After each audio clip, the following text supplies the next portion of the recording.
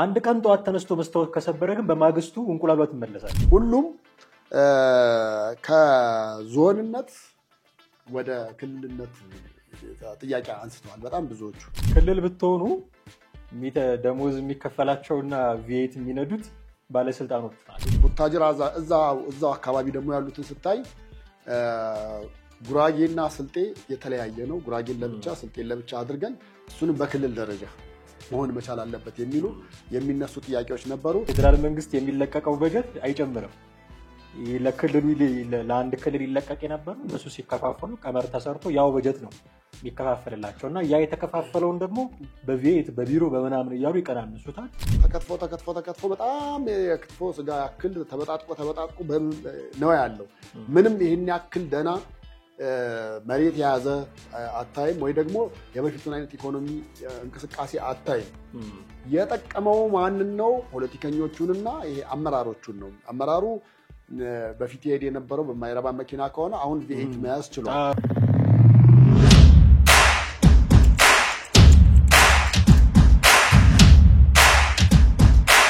ሰላም ጤና ይስጥልን ውድ ቤተሰቦቻችን እንዴት አላችሁ? ዘኢትዮጵያ ቻናላችንን እየተከታተላችሁ ትገኛላችሁ። ቴዎድሮስ ካሳና ማህደግፋንን በወቅታዊ ፕሮግራማችን ተገናኝተናል። ዛሬ ቡታጅራ ባለፉት 2 ቀናት ምን ተፈጠረ የሚለውን ነገር ባጭሩ ለመዳሰስ እንሞክራለን። እስከ ፕሮግራማችን ፍጻሜ ድረስ አብራችሁን ትቆዩ ዘንድ ያክብሮት ግብዣችን ነው። ከኛ ጋር ሆኑ። ቴዲ እንዴት ነህ? እንዴት ነህ? ሰላም ነው? ሰላም አለን። እንግዲህ ቡታጅራ በተለያዩ የዜና ማሰራጫ በኩል የቡታጅራን ጉዳይ ሰምተናል። የቡታጅራ ከተማ አስተዳደርም መግለጫ አውጥቷል። መነሻ እንዲሆነን እስኪ መግለጫውን ጥቂት እናንብብላቸው ለተመልካቾቻችን። ለመላው የከተማችን ነዋሪዎች ከቡታጅራ ከተማ አስተዳደር የተሰጠ መግለጫ ይላል። ከትናንት በስቲያ ማምሻ እንዲሁም ትናንት ጠዋት የከተማችን ሕዝብን የማይመጥን አስነዋሪና አሳፋሪ ተግባር ማንንም ሊወክሉ በማይችሉ የተደራጁ አካላት በቡታጅራ ከተማ በተወሰኑ መንደሮች ላይ ብጥብጥና ረብሻ ተፈጽሞ የነበረ ቢሆንም በጸጥታ ኃይሎች ብሎም በሰላም ወዳዱ ማህበረሰብ አማካይነት ማስቆም ተችሏል ብሏል። የተፈጠረው አስነዋሪ ድርጊት የህይወትና የአካል ጉዳትን ማስከትሏል። በዚህም ከተማ አስተዳደሩ የተሰማውን ጥልቅ ሐዘን እየገለጸ በተፈጠረው ብጥብጥና ረብሻ ህይወታቸውን ላጡ ነፍሳቸውን በገነት እንዲያኖርልን ከልብ እየተመኘ ለቤተሰቦቻቸውና ወዳጅ ዘመዶቻቸው መጽናናትን እንመኛለን ብሏል። የህዝባችንን የቆየ አብሮነትና አንድነትን እንዲሁም የከተማችን በተለይም የሰላም ሰገነትና አብነት ተብላ የምትጠራው ከቡታጅራ ከተማችን አኳያ የተፈጠረው ችግር የተፈጸመው የብጥብጥና ሁከት ተግባር ፍጹም ቡታጅራን የሚመጥን አይደለም። ስለሆነም የቡታጅራ ከተማ አስተዳደር ችግሩን ለመፍታት ከሰላምና ልማት ወዳዱ ህዝባችን ጋር እንዲሁም ከሚመለከታቸው አካላት ጋር እየመከርንበት መሆኑ ታውቆ የአካባቢያችን ብሎም የቡታጅራ ከተማን ሰላምና ጸጥታ ወደነበረበት ለመመለስ ህዝቡ ከጸጥታ መዋቅሮቻችን ጋር በመተባበር እንዲሰራ ጥሪያችንን እናቀርባለን። የቡታጅራ ከተማ አስተዳደር ይላል መግለጫው። ይሄ ነው የከተማው አስተዳደሩ ያወጣው። ስለዚህ የሰው ህይወትም ጠፍቷል ማለት ነው ለተፈጠረው ነገር። መነሻው ምንድን ነው? መጀመሪያ እሱ ማየት የሚገባን ይመስለኛል። ቡታጅራ ከተማ የሰው ህይወት እስከ መጥፋት ድረስ ያደረሰ ብጥብጥ ቪዲዮዎችን፣ ፎቶዎችን እያየን ነበረ። በጣም ከፍተኛ ብጥብጥ ነበረ። የሰው ህይወት ከጠፋ ደግሞ በጣም ከፍተኛ ነው ማለት ነው። ኢትዮጵያ እንግዲህ ግጭቶች የማያጣት ሀገር ሆና እንደገና ደግሞ አሁን ቡታጅራ ላይ እንዲህ አይነት ነገር መከሰቱ የሚያሳዝን ነው። ምንድን ነው መነሻው ግን? እንግዲህ አንዳንድ መገናኛ ብዙሃን ላይ የወጡትን መረጃዎች ለማየት እየሞከርኩ ነበረ። እነሱ ላይ ባለው መሰረት የሚለው እንግዲህ የማዕከላዊ ኢትዮጵያ ክልል ምስራቅ ጉራጌ ዞን ቡታጅራ ከተማ ውስጥ የሲናኖ ሴራ የሚባል የባህላዊ ሽምግልና ስርዓት የተዘጋጀ ፕሮግራም ነበረ ነው የተባለው እና የዛ ፕሮግራም ላይ የባለቤትነት ጥያቄዎችም ነበሩ ነው የሚለው። እንግዲህ መሸምገል ያለበት ማን ነው፣ የትኛው አካል ነው ከሚሉ ነገሮች አንስቶ በአካባቢው በነበረው አሁን ማዕከላዊ ኢትዮጵያን የጉራጌ ክልል ጉራጌ አካባቢዎችን፣ ዞኖችን፣ ወረዳዎችን ምናምን ብታይ አብዛኛው የመከፋፈል ነገር ታያለ። መከፋፈል ስል ሁሉም ከዞንነት ወደ ክልልነት ጥያቄ አንስተዋል። በጣም ብዙዎቹ ቡታጅራ እዛው አካባቢ ደግሞ ያሉትን ስታይ ጉራጌና ስልጤ የተለያየ ነው። ጉራጌን ለብቻ ስልጤን ለብቻ አድርገን እሱንም በክልል ደረጃ መሆን መቻል አለበት የሚሉ የሚነሱ ጥያቄዎች ነበሩ። የቦታ ይገባኛልም የወሰን ይገባኛልም ጥያቄዎች የተነሱበት ሁኔታ ነበረ። እነዛ የወሰን ይገባኛል ሁኔታዎች በመንግስት ደረጃ ወይ ደግሞ በፊቱን አካሄድ በጠበቀ መንገድ አልተከናወነም የሚል ሐሳብና ጥያቄ የሚያነሱ አሉ። ከኛ ክልል ተወስዶ ከኛ አካባቢ ተወስዶ ለሌላው ዞን ተሰጥቷል። የዞኑ ማዕከላዊ ቦታ መሆን ያለበት ይሄኛው ነው። ሌላው ደግሞ አብሮ መኖርን ደግሞ የሚደግፍና መከለልም ምን ማለትም የለበትም የተለየ ነገር የማያስፈልገንም እንደበፊቱ አብረን እንኖር የሚሉ ነገሮች ተነስተዋልና በዛ ሁኔታ ላይ ያሉትን ነገር እንግዲህ ለመሸምገል የተሞከረበት ሂደት ነበረ። ሽምግልናውንም የተቃወሙ ወጣቶች ነበሩ፣ ሽምግልናውን የሚደግፉም ደግሞ ነበሩ። በዛ መሃል ነው እንግዲህ ሽምግልናው ስነ ስርዓቱ መካሄድም የለበትም የሚል ተቃውሞ ያነሱ። ሶሻል ሚዲያ ላይ ሲመላለስ ያያቸው ከሆነ ድንጋይ እንጨቶች ምናምን መንገድ ሁሉ ተዘግቶ በጣም ከባድ የሆነ አይነት እንቅስቃሴ እንደነበር ያስታውቃል። ኢቭን ከመሸም በጣም ከመሸ በመስከረም 17 ማታ ላይ እና መስከረም 18 ደግሞ በጣም ተባብሶ ጠዋት ላይ ከፍተኛ ችግሮች እንደነበሩ ነው ያየነው። አዎ እነዛ ሁሉ የሚያሳዩት እንግዲህ በዛ አካባቢ ሰላም አለመኖሩን ነው። የፖሊስ ኃይል ደግሞ ያው እርምጃ ወስዷል ነው እንግዲህ ተመጣጣኝ እርምጃ ወሰደ አልወሰደ የሚለው ራሱን የቻለ የሚታይበት መንገድ ቢኖርም ነገር ግን የሰው ህይወት እስኪያልፍ ድረስ የተወሰደ እርምጃ ከተማ አስተዳደሩም በጸጥታ ኃይላችንና በህዝቡ በመተባበር በቁጥጥር ስር አውለነዋል አይነት መግለጫ ነው የሰጠው። መስቃን ወረዳ እንኮበር ቀበሌ በዛ ውስጥ ይካተት የነበረ ያልኩ ይሄ ስኑና ሴራ የሚባለው አካባቢ የለም የዶቢ ቀበሌ ነው የሚል የዞኑ አስተዳዳሪዎች ኃላፊዎች ማለታቸውና ያንተ ያልከው የአዳራሽ ፕሮግራም መዘጋጀቱ ነው እንግዲህ ለዚህ ነገር መነሻ ነው ተብሎ በተለያዩ መረጃ ምንጮች ያየሰማ ነው። እኔ ጥያቄ የሚፈጥርብኝ ነገር ቴዲ የአሁን ቀበሌዎቹ የመስክ የአንኮበር ቀበሌ የሚሆን የዶቢ ቀበሌ የሚሆን የስኑና ሴራ የሚባለው አካባቢ አንድ ዞን ውስጥ ያሉ ናቸው። ወደ አንዱ ቀበሌ የተካተተ ወደ ሌላው ቀበሌ የተካተተ ምንድነው ለውጥ የሚያመጣው? አሁን ምናልባት ህዝብ ውስጥ የሚፈጠሩ ነገሮች ይኖራሉ፣ ስጋቶች ይኖራሉ። የዛኛው ቀበሌ ከሆነ ምናልባት ከጥቅሞች እኔ ምን አይነት ጥቅም እንዳለ አላውቅም። ጥቅሞች ካሉ ከዛ እንገለላለን ወይ ደግሞ ወደፊት ክልል የመሆን ጥያቄ ምስላለ ክልል ሲሆን ከዚህ መልስ ወደዛ የዛ ክልል ከዚህ መልስ ወደዚህ የዚህ ክልል ምናምን የሚሉ ጥያቄዎች ሊኖሩ ይችላሉ። እኔ የደቡብ ክልል አሁን ከመከፋፈሉ ምዕራብ ኢትዮጵያ ማዕከላዊ ኢትዮጵያ ምናምን ተባብለው ከሌሎች ክልሎች ከመውጣታቸው በፊትም ቢሆን ታጭቆ ነው የነበረው። እንደምታውቀው ብዙ ብሔረሰቦች አንድ ላይ ሆኖ ደቡብ ክልል የተባለ እንደ ሌሎች የኢትዮጵያ ክልሎች ለአንድ ብሔር አንድ ክልል አይነት ነገር 53 በላይ ይሆናሉ። አሁን በደቡብ ትንሿ ኢትዮጵያም የሚባለው ለዛ ነበር። ሰምሃው ኢትዮጵያ ልትከተለው የሚገባትን አይነት መዋቅር ለአንድ ክልል ብቻ ሰጥተው ሌሎች ክልሎችን ደግሞ በየብሔረሰባቸው ነበር ያደረጉት። ትግራይ ብቻውን ክልል ነው። በእርግጥ ትግራይ ውስጥም ኢሮብ እንደዚህ የሚባሉ አሉ። አማራ አንድ ክልል ነው። አማራ ውስጥም ግን ምንድነው ወሎ አለ፣ የጎንደሩ አለ፣ ጎጃሙ ጥያቄ የሚያነሱ አሉ። ቅማንት እንደዚህ የሚባሉ ጥያቄ የሚያነሱ አሉ። ግን እንደ ደቡብ ክልሉ አይደለም። ደቡብ ክልል በጣም ብዙ ብሔረሰቦችን አንድ ላይ አድርጎ በክልል የመደራጀት መብት ፈቅደህ ህገ መንግስታዊ አድርገህ 50 ምናምን ደግሞ አንድ ላይ ስታደርገው እንዲህ አይነት ችግሮች ናቸው የሚመጡት። በቅርብ ጊዜያት ጉራጌ ክልል መሆን አለበት የሚሉ ጥያቄዎች ነበሩ። የጸጥታ መደፍረሶች እንደነበሩ እናስታውሳለን። ሲዳማ እኮ ክልል ሲሆን ያ ታስታውሳለህ 11 የሚል ቀነ ቀጥሮ አድርገው በጣም ብዙ ሰው ሞቶ በኃይል ነው ኦልሞስት የሆነው ማለት እንችላለን። በጣም ጥያቄዎች አሉ።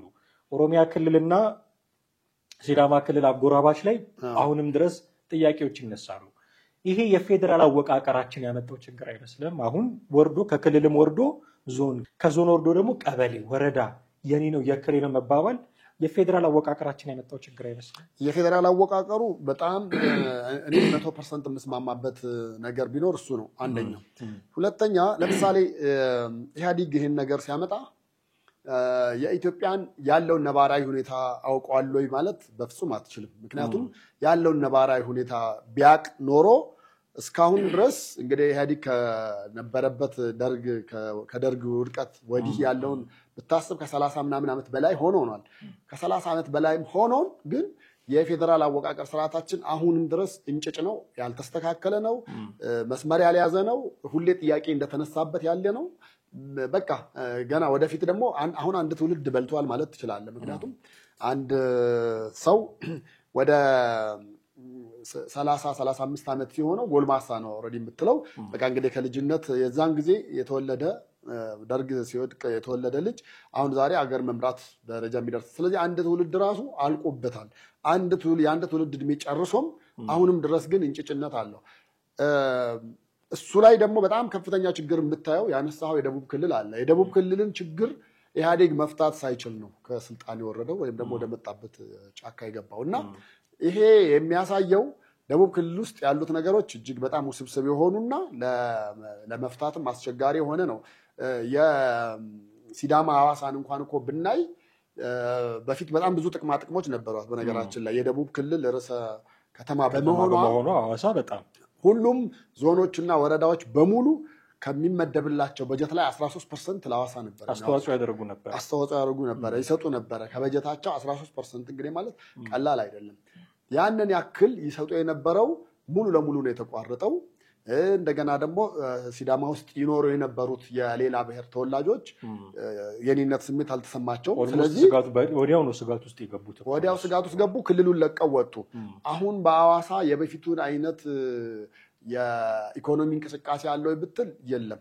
በጣም የቱሪስት መስህብ የነበረች ከተማ ነበረች። ሆቴሎች በከተማው የጸጥታ ስጋት የተነሳ ብዙ ሰው እንደው በአመቱ 2 ሄደ ገብርኤል ካልሄዱ በስተቀር ከአዲስ አበባ አስቸጋሪ እንደ ድሮ የሆነ አይደለም።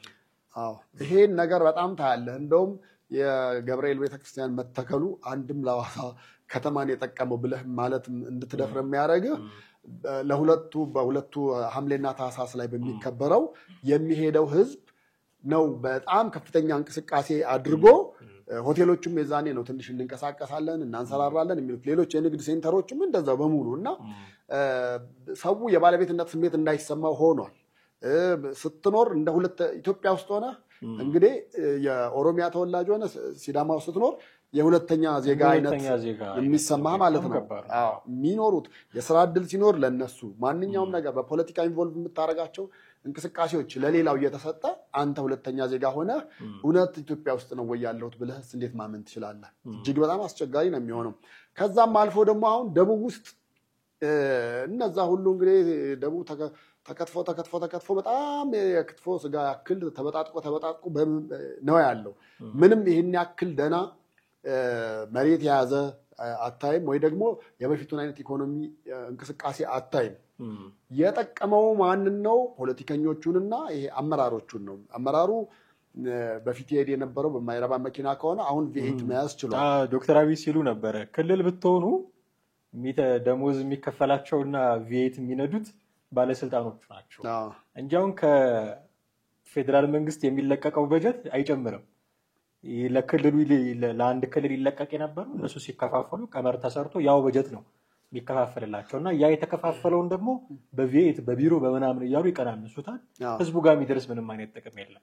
ይሄንን ማሰብ እንዴት ያቅታቸዋል? አሁን ህዝብ የሚመራ ሰው ህዝብ ለመምራት ብሎ ቢሮ የሚቀመጥ ሰው ይሄንን አሁን የሐዋሳን ነገር ስታነሳ ሰው ስጋት አለብኝ ብሎ መሸሹ፣ ከዛ አካባቢ መውጣቱ፣ የቱሪስት መስህብ መሆኗ መቀነሱ፣ 13% እንደዚህ የሚያዋጡት ሌሎች አካባቢዎች መቀነሱ እንዳለ ሆኖ ሐዋሳ ከተማን ራሱ አሁን የኔ ብቻ ነው ብሎ መውሰድ የሚችልበት እኮ መሰረት ራሱ የለውም እኮ ሲዳማ ክልል። ምክንያቱም ያ ሁሉ አካባቢ ተባብሮ ያለማት ከተማ ያወጣው ወጪ አሁን የኔ ብቻ ነች ቢል ምንድነው ካሳው ለሌላው የሚከፍለው?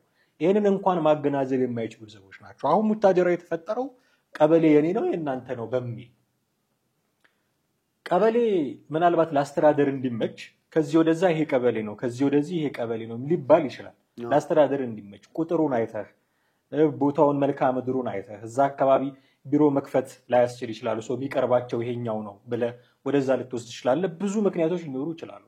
ይሄንን ግን የምታደርገው ከህዝቡ ጋር ተነጋግረህ ነው። ሰብስበህ እንዲህ አይነት ጉዳዮች ተፈጥረዋል፣ ቀበሌው ይሄ እንደዚህ ቢሆን ለእናንተ ይጠቅማችኋል፣ መሰረታዊ አገልግሎቶች የምታገኙበት ነው የሚሆነው ትላለህ እንጂ የሆነ ሴራ እንዳለው የሚገባህ እኮ ለህዝቡ ሳይነግሩ ድንገት አዳራሽ ውስጥ ገብተው ከዛሬ ጀምሮ ይሄ ቀበሌ ይሄ ወረዳ በዚህ ቀበሌ ስር ነው ይሄ አካባቢ በዚህ ስር ነው ይለዋል። ምን ታመጣላችሁ ነው። ህዝብን የመረጠን ካሉ መጀመሪያ ህዝብን ማስፈቀድ አለባቸው አይደለ? መቼም ህዝብ መርጦን ነው ስልጣን ያዝነው ነው የሚሉት። ስለዚህ ህዝብ መርጧቸው ከሆነ መጀመሪያ መንገር አለባቸው ለህዝቡ። ኢትዮጵያ ውስጥ የህዝብ ባለቤት የስልጣን ባለቤት ህዝብ ነው ይባላል፣ ግን እሱን የሚያሳይ ነገር ሲያደርጉ አታይም። የስልጣን ባለቤት ህዝቡ ከሆነ ልናደርግላችሁ እንፈልገው ነገር አለ። ምን ታስባላችሁ? ህዝቡ ደግሞ ቢነገረው የሚሰማ ነው እርግጠኛ ነኝ። ዝም ብሎ በደንፍላት መተው ከዚህ በኋላ ይሄ ነው ሴራ ከሌላቸው በስተቀር እንደዚህ ያደርጉ የተደበቀ ነገር ከሌላቸው በስተቀር እንዲያ ህዝብ እንዳያውቅ የምትፈልገው ነገር ካለ ችግር አለ ማለት ነው። ከህዝብ ተደበቀህ ምንድን ነው የምትሰራው? ይኸው እኮ ውጤቱን አየነው፣ መገዳደል ሆነ መጨረሻው አይደለ? እንግዲህ አሁን የሰው ህይወት ከፍተኛ ትኩረት ስለሚሰጠው ነው እንጂ ንብረትም ደግሞ ከዛ በላይ ነው የሚሆነው። በጣም በዛው ልክ ደግሞ ይወድማል። ለምንድን ነው ህዝብ የማያናግሩት? የሆነ ነገር ሲኖር ህዝብ ማወቅ የለበትም ወይ? የአንድ ቀበሌ ህዝብ ነው ብለው ንቀውት እንደሆነም አላቅም። መጀመሪያ መስማት አለበት ህዝቡ። የሆነ ውሳኔ ስትወስን የዞን ጥያቄ፣ የቀበሌ ጥያቄ፣ የክልልነት ጥያቄ ሲኖር ህዝብ እኮ ማወቅ አለበት አይደለም? ህዝብ ካላወቀ ምኑ ነው የስልጣን ባለቤትነቱ?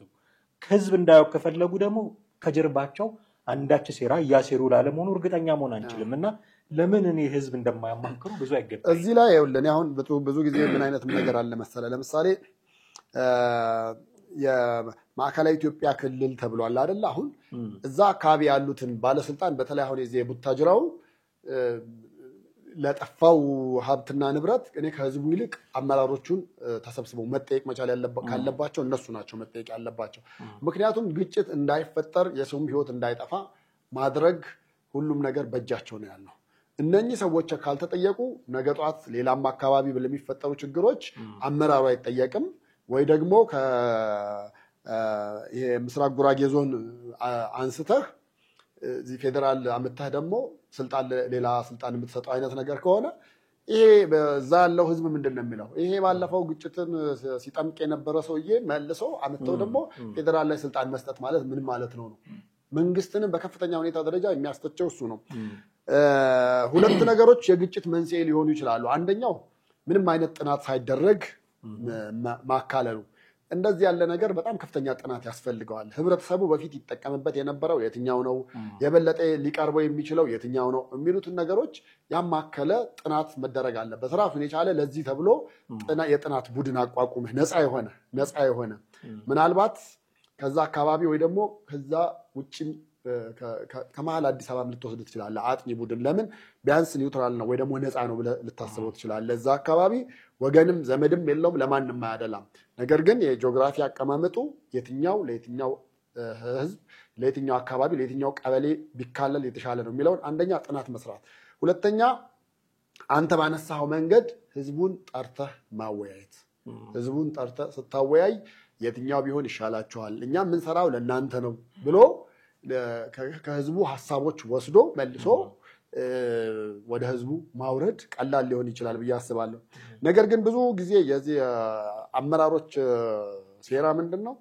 ኢቭን ህዝብ አወያየን ለማለት የራሳቸውን ሰዎች መጀመሪያ የሚናገሩትንና ቦታ የሚሰጣቸውን ህዝቡ መሀል እንዲቀመጡ ይደረግና ከዛ በኋላ ህዝብ አወያይተናል ለማለት እጅ ያወጣችሁ ሀሳብ ስጡ ይባላል። ራሳቸው ይጠቆማሉ፣ ራሳቸው ይናገራሉ።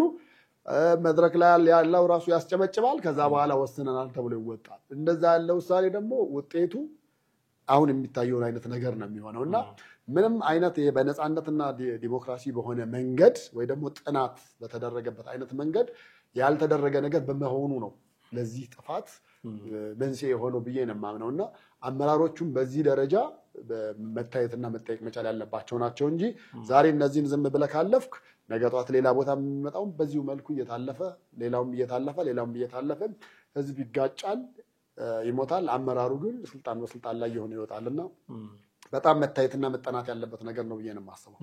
አንድ ደግሞ የተበላሸ አረዳድ የሚመስለኝ እኔ እኛ ሀገር ህዝብ ቁጣውን ካልገለጠ ለውጥ ለማምጣት ፈቃደኛ ያልሆኑ አመራሮች አሉ። ለምሳሌ እኛ በፊት ዩኒቨርሲቲ ስንማር ያው መቼም ከተማሪው ምግብ ላይ የሚወስዱ ምናምን ይኖራሉ እና እንቁላል ቢቀነስ ከአንድ ቀን ቁርስ ላይ እንቁላል ቢቀነስ መልሱልን የሚል ጥያቄ ተማሪ ይጠይቃል። ይመለሳል እንደዚህ ይላል ምናምን ያው የተማሪ መማከርት አለ በእነሱ በተዋረድ ፕሮሰሱ ብዙ ነው። አንድ ቀን ጠዋት ተነስቶ መስታወት ከሰበረ ግን በማግስቱ እንቁላሏ ትመለሳለች። በቃ የሆነ ጥፋት ካላጠፉ ቁጣቸውን በሆነ ነገር በማውደም ካልገለጹ መልስ አይሰጡም። መመለሳቸው ላይ ቀር ጥፋት እንደሆነ እየታወቀ መመለሳቸው ላይ ቀር የግድ እስኪወድም ንብረት እስኪወድም ሰው እስኪሞት መጠበቅ አለበት። አሁን ቡታጀራ ከተማ ውስጥ ይሄ ነገር ተፈጠረ፣ ለመፍታት ጥረት እያደረግን ነው የሚል የከተማ አስተዳደሩ አውጣ መግለጫ። ይሄን ነገር ለመፍታት ጥረት መደረግ የነበረበት ብጥብጥ ከተነሳ በኋላ ነው ወይ? መጀመሪያ የህዝቡ ጥያቄ አይታወቅም ወይ? ከዚህ በፊት ሲንከባለል የመጣ አይደለም ወይ? የሀገር ሽማግሌዎችም እኮ አሉበት አይደለም እንዴ? ልክ አይደለም ተው ረጋ በሉ እያሉ ነው። እነሱን መስማት አይገባም ነበር ወይ? ወጣቱ ወጥቶ መስታወት ከሰበረ በኋላ ሰው ከሞተ በኋላ ነው ወይ ይሄ ነገር የሚፈታው? ለምንድን ነው ሁልጊዜ ታጥቦ ጭቃ ምን ሆኖ ነው የሚገርመኝ? በጣም የሚያሳዝነኝ መፈታቱ ላይ ቀር ችግሩ በቃ እንደዚህማ ከሆነ ትተንላችኋል ቀበሌውን መባሉ ላይ ቀር ለምንድን ነው የሰው ህይወት የሚጠፋው? ምናልባት እኮ የሞተው ሰው ልጁ ቤተሰቡን የሚያስተዳድር አባወራ ሊሆን ይችላል፣ ወይ ነገ ከነገ ወዲያ ተምሬ እንዲሆኝ የሚል ተስፋ ያለው ወጣት ሊሆን ይችላል። እነሱ ከሞቱ በኋላ ቀበሌው ወደ ነበረበት ቢመለስ ምን ጥቅም አለው? እና አመራሮች በጣም ማሰብ ያለባቸው የሚመስለኝ ንብረት መውደም የለበትም እኮ የሆነ ነገር ለማስተካከል የሰው ህይወት መጥፋት የለበትም። በቃ ጥያቄ ያለን ካሉ በአግባቡ ጥያቄያቸውን መመለስ ነው። ይሄ ጉዳይ እንዲህ እየተንከባለለ መጥቶ ቅድምም ስናነሳቸው የነበሩ ነገሮች አሉ።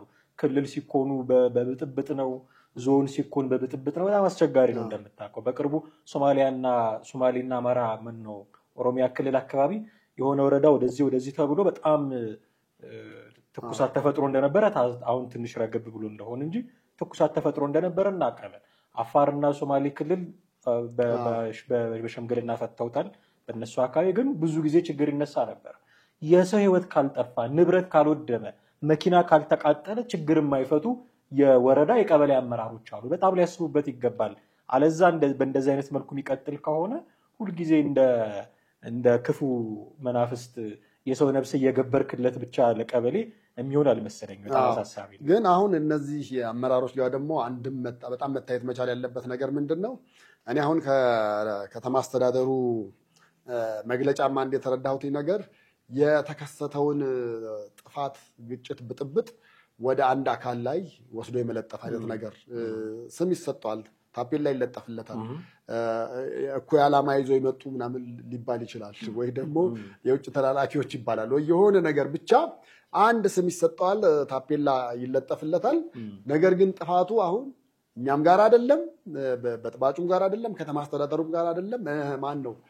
ሌላ ሶስተኛ አካል ማለት ነው። እና እንደዚህ የተጠቋቆምኩ ስም እየተሰጣጠ ታፔላ እየተለጣጠፍክ እንዴት ነው እስከ መቼ ድረስ ነው የሚሆነው ነው? እና ይሄንን አሁን እኔ የሚመለከተው የበላይ አካል በጣም አስቸኳይ እርምጃ መወሰድ መቻል አለበት ነው። ምክንያቱም አሁን ትናንትና ብጥብጥ ሆኗል፣ ዛሬ በተወሰነ መንገድ ረግቧል አይደለም። ይሄ ማለት ግን ታፍኖ የቆየ እሳት ማለት ነው። ነገ ከነገ ወዲያ መልሶ ሊነሳ ሊፈነዳ ይችላል። ይሄ ነገር እስካለ ድረስ አይቀርም። ስለዚህ መደረግ መቻል ካለበት ይሄን ነገር ላይ ለማያዳግም እርምጃ ተወስዱና ህዝብን አማክሮ የተደረገውን ለውጥ ለህዝብ ነግሮም አሳምኖም ህዝብም ያለውን ነገር ተቀብሎለት እንዲቀጥል ማድረግ ነው እንጂ አሁንም አዳፍኖ ወይ ደግሞ ጸጥ ስለተባለ ብቻ ጸጥታ ሰፍኗል ተብሎ ደግሞ ማሆን የሚቻል ነገር የለበትም። ዘላቂ መፍትሄ ደግሞ የሚያገኘው መዋቅራዊ ማስተካከያ ነው ብዬ አስባለሁ። አሁን የቡታጀራ አካባቢ እነዚህ ወረዳዎች፣ ቀበሌዎች ብቻ ሳይሆን በኢትዮጵያም ደረጃ ዘላቂ መፍትሄ ሊኖረው ይገባል። ፌዴራሊዝማችን በደንብ እንደገና ታይቶ ቅድም አንተ ስትለው ነበረ መጠናት ያለበት ነገር ሁሉ ተጠንቶ እንደው ዝም ብሎ ይሄን ቋንቋ የሚናገር ይሄ ክልል ብሎ በቀላሉ ብዙ ስራ ያልሰራህበት ነገር በነገራችን ላይ በኋላ ጥፋት ማምጣቱ አይቀርም። ቀላል ነው። ይሄን ቋንቋ የሚናገር ሰው ይሄ ነው ክልሉ ማለት በጣም ቀላል ነው። ምንም እውቀት የሚጠይቅ አይደለም። ግን ለፍተህ ሰርተህ ጂኦግራፊውን አይተህ የሰውን ባህሉን የሰውን መስተጋብሩን አይተህ ይሄ እንዲህ ቢሆን እንደዛ ቢሆን ብለህ በደንብ ጥናት ተደርጎበት ቢሆን ግን የለፋህበት ነገር ጥሩ ውጤት ማምጣቱ አይቀርም። ስለዚህ እንደው ይሄ መነሻ ይሁን እንጂ ቡታጀራ የተከሰተው ነገር በኢትዮጵያም ደረጃ ማስተማሪያ ነው።